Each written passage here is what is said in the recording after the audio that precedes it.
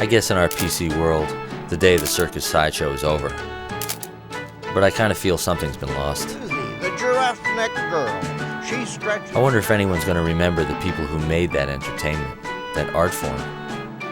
And maybe, if anything, that's what I want my pictures to accomplish.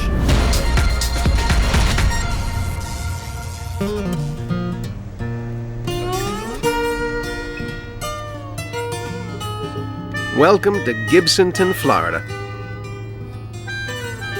The locals call it Gibtown, and at first glance, it's just a wide spot in the road. But the little town that grew up around Jeannie and Al's campground has another nickname, Showtown. Dozens of carnivals and circuses call this home, at least for the winter months when they take a break from the road.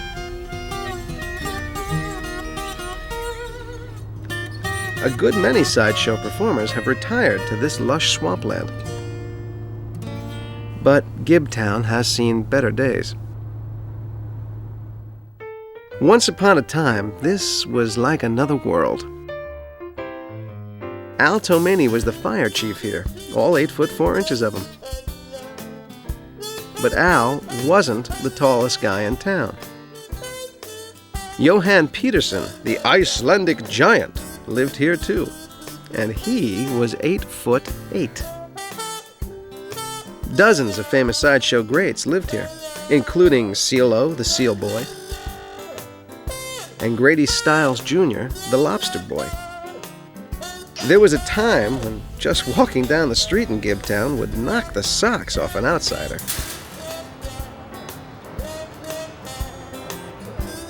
It's quieter now, but if you know where to look, some of the sideshow greats can still be found, doing what they always did. That is the real spike. This is the real hammer. This is the real head. Watch.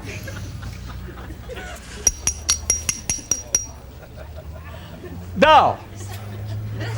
I'll do it anyway. All you have to do is get a good start. Then you pound like the devil.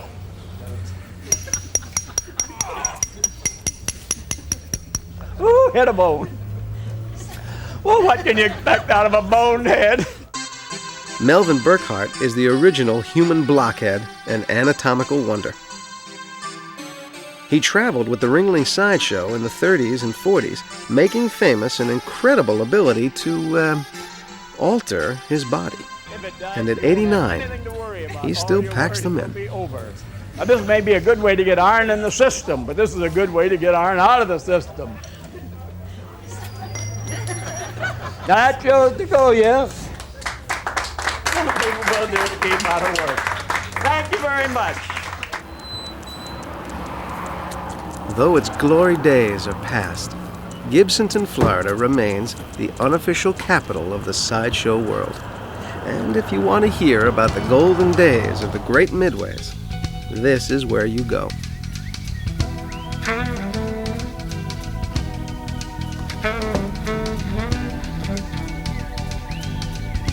Roy Gumpel is a professional photographer who became interested in sideshow performers. He's come to Gibtown to work on a book about them.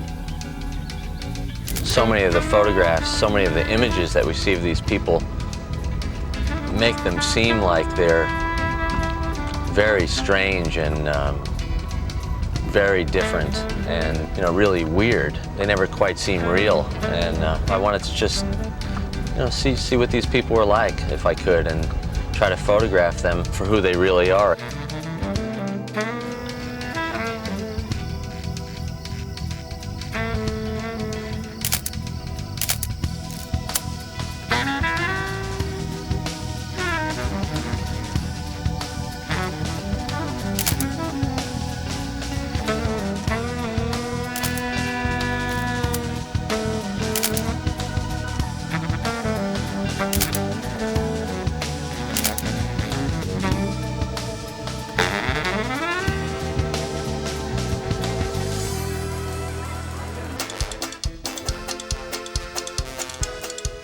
Much of what we know about early sideshows is the result of another phenomenon, photography.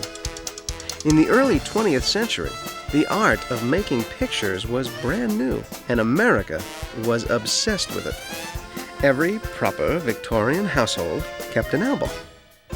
Everyone had family pictures, but if you were a serious collector, you had something to pull out at parties. Nearly every attraction sold photos inside the shows to make extra money, a practice that could more than double a performer's earnings. Many prominent photographers encouraged the business created by sideshows, including Matthew Brady and Charles Eisenman. Sideshow performers were fascinating subjects, but they were also great customers.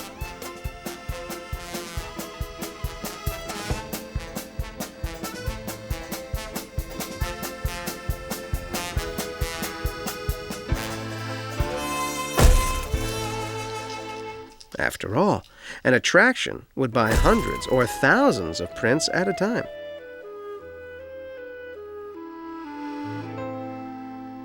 Frequently, these souvenir photos included an autobiographical statement on the back. I was born in 1889 in Italy with 3 full legs. I can run, jump, ride a bicycle as well as any normal person. One advantage I have over the other fellow is when I swim. I use the extra limb as a rudder. When it's time to buy shoes, I buy 2 pairs and give the extra shoe to a one-legged friend of mine. My name is Frieda Pushnik. I was born in 1923 in Johnstown, Pennsylvania. I enjoy reading, sewing, movies, crocheting, and most everything a normal person does. I apply my own makeup, brush my own teeth, and do all my own letter writing. My body has been ossified since birth, and although I remain in a fixed position, I had learned to roll and light a cigarette with my lips and mouth, and demonstrated this to the sideshow manager, and I was hired on the spot and have been in this business ever since.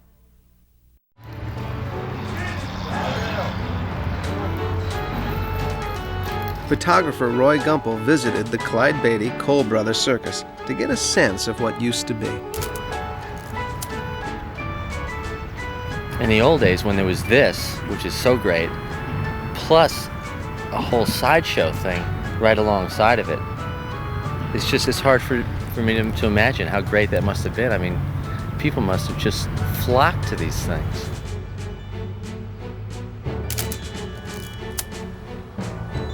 And now that I've met and photographed so many people whose whole life was sideshow, it does seem like something's missing here. I guess in our PC world, the day of the circus sideshow is over. But I kind of feel something's been lost. The giraffe neck girl. She stretches. I wonder if anyone's going to remember the people who made that entertainment, that art form. And maybe, if anything, that's what I want my pictures to accomplish.